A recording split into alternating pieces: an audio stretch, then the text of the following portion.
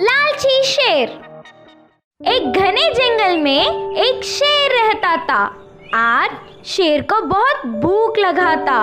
वह पहले पास की नदी में पानी पीकर खाने के लिए शिकार प्रारंभ करने की सोच रहा था। गुफा से बाहर निकलकर पानी पीने के लिए नदी के पास गया।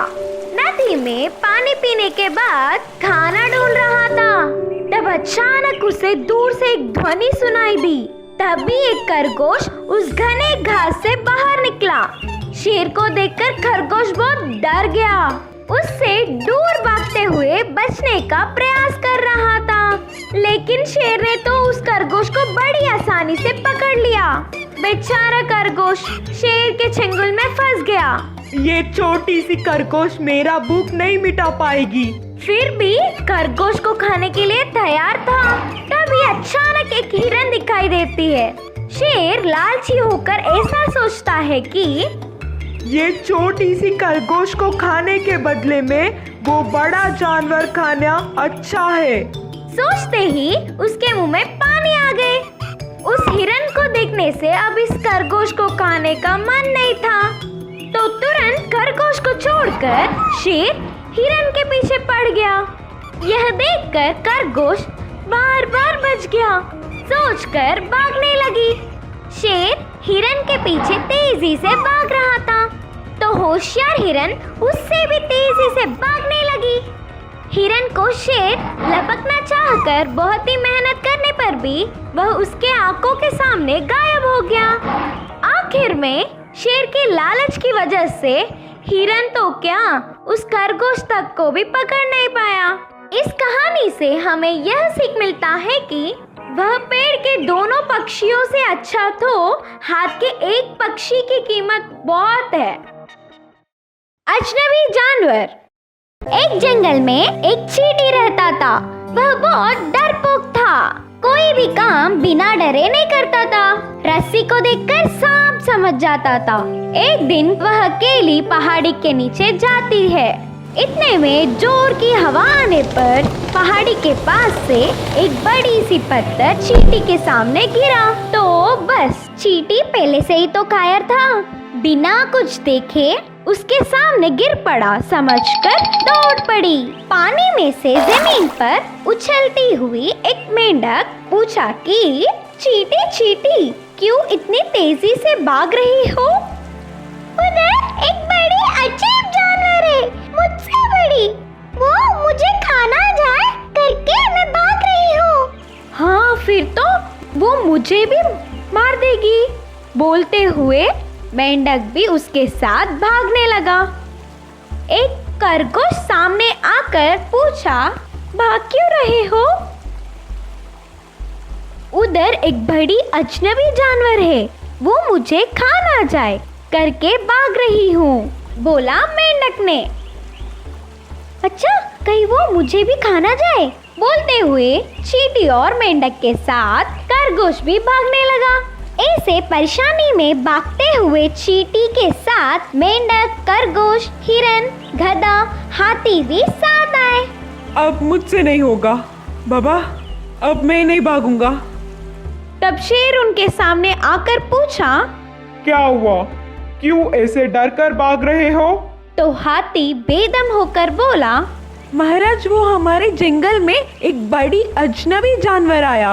वह हमें मारने के लिए पीछे पड़ा था। प्राणों को बचाने के लिए भाग रहे हैं। अजनबी जानवर? वो कैसे? शेर ने कहा। उस जानवर को उसने नहीं, गधे ने देखा। बोलते हुए गधे की तरफ इशारा किया। उसके बारे में मुझे भी कुछ नहीं पता, हिरन पूरा जानती है। ऐसे हिरन ने खरगोश को और खरगोश ने मेंढक, मेंढक ने चींटी की तरफ इशारा किया। फिर चींटी वह अजनबी जानवर को दिखाने सबको पहाड़ी के नीचे ले जाती है। चींटी दिखाने वाली जगह पर कोई अजनबी जानवर था ही नहीं, बल्कि एक बड़ा सा पत्थर था। अरे, इस पत्थर को देखकर मैं पता नहीं क्या क्या सोचते हुए खामखा डर गई। तो उस चींटी पर बाकी सबको बहुत गुस्सा आया। गुस्सा होने से पहले बिना सच जाने उसकी बातों पर यकीन करके भागना उनकी गलती है, समझ गए सब। अगर मैं सामने नहीं आता तो पता नहीं इस जंगल कितनी बड़ी मुसीबत में फंस जाता। इस कहानी से हमें यह सीख मिलता है कि बिना सच्चाई जाने कोई भी कदम हमें नहीं उठाना चाहिए। कौवे की दोस्ती से हुआ हिरन का नुकसान। एक जंगल में एक भोला भाला हिरन रहा करता था। जब उसे पानी पीना होता तो वो तालाब की ओर जाता था। हर बार की तरह हिरन एक दिन जब पानी पीने तालाब पहुंचा, वहाँ कुछ कौवे आए और उन दोनों की बहुत अच्छी दोस्ती हो गई। वो अच्छे से घुल मिलकर बात करने लगे। एक दिन उस भोले हिरन को खरगोश ने आकर कुछ कहा। हिरन भाई, तुम इन कौवों से दोस्ती मत करो। जितना इनका शरीर काला है ना, इनका दिल भी उतना ही काला है। पहले भी ऐसे ही दोस्ती करके बहुत सारे जानवरों से इन्होंने विश्वासघात किया है। ये तो सच है कि सच हमेशा कड़वा ही होता है। हिरन ने उसकी बात नहीं मानी और वो रोज उन कौवों से मिलता रहा और उनकी बातों में आ गया। एक दिन कौवे कहीं जा रहे थे तो उन्होंने हिरन को भी अपने साथ आने के लिए आमंत्रित किया। हिरन बिना कुछ सोचे समझे उनके पीछे पीछे निकल गया। वो कौवे पास के खेत में दाना चुगने जा रहे थे। खेत की सारी फसल को कौवे नष्ट कर रहे थे। हिरन को ये बात अच्छी नहीं लगी। दोस्तों, ये जो तुम कर रहे हो गलत है। किसान ने कितनी मेहनत की होगी इस फसल को उगाने के लिए, इसे बर्बाद मत करो। किसान फसल उगाता ही है, आधा उसके लिए और आधा हमारे लिए। इसमें कुछ गलत नहीं है। आओ तुम भी थोड़ा सा खा लो। कौवों ने हिरन की बात नहीं मानी। अचानक उसकी नजर उसकी ओर आते किसान पर पड़ी। आकाश में उड़ने वाले कौवों ने भी उसे देख लिया था और वो तुरंत उड़ गए। ओहो, तो इतने दिनों से तुम मेरी फसल को खा रहे थे। रुको, अभी मैं तुम्हें बताता हूँ। लकड़ी लेकर वो हिरन को बहुत जोर जोर से मारने लगा। हिरन बेचारा बहुत विनती कर रहा था। किसान अपनी फसल के नुकसान पर बहुत निराश था और उसे हिरन पर गुस्सा आ रहा था। वो उसे बहुत देर तक बिना रुके मारने लगा। इस कहानी से हमें ये शिक्षा मिलती है कि बुरे लोगों के साथ अगर रहोगे तो वो तो बच जाएंगे पर तुम फंस जाओगे। माँ का कहना ना मानने वाले बतख के बच्चे। एक छोटे से जंगल में एक नदी हुआ करती थी। नदी में एक बतख और उसके 2 बच्चे रहते थे। कभी कभी बच्चे माँ से दूर जाकर नदी में खेलते थे। हमेशा उनकी माँ उन्हें समझाया करती थी, बच्चों, तुम लोग मुझसे दूर मत जाया करो। पानी बहुत तेज है, कब कौन सा खतरा तुम पर आ जाए पता नहीं। कभी भी कहीं से भी दुश्मन आ सकते हैं। इस चीज का ध्यान रखना, समझ गए ना? किसी अनजान व्यक्ति से दोस्ती मत करना। माँ का कहना मानकर वो हमेशा सतर्क रहते थे। खेल कर वापस सुरक्षित आ जाया करते थे। एक दिन वो दोनों ने नदी के बीच एक दौड़ लगाई। एक बच्चा जहाँ पानी का बहाव कम था उस तरफ से तीरता हुआ जा रहा था, तो दूसरा बच्चा जहाँ पानी का बहाव ज्यादा था वहाँ से जल्दी पहुँचने के लिए जा रहा था।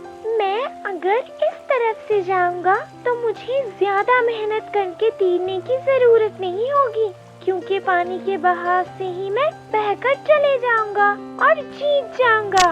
उसे फिर माँ की सिखाई हुई बात याद आ गई। जैसे तेज पानी में बहाव होता है, दुश्मन भी आ सकते हैं और बहुत कुछ।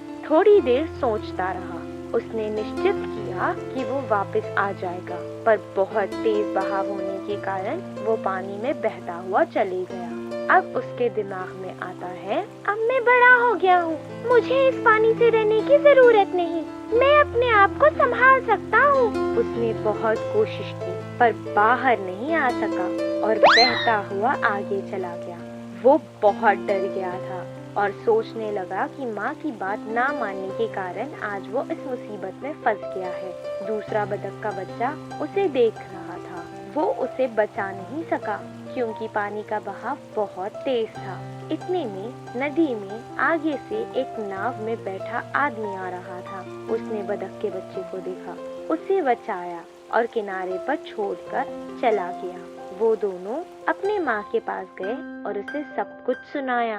बच्चों पर बीती कठिनाई माँ चिंतित हो गई। उसने इस घटना से सीखा कि हमेशा माँ की बात को मानना चाहिए और तब से वो माँ की हर बात मानने लगा। इसीलिए कहते हैं कि बड़ों का कहना हमेशा मानना चाहिए।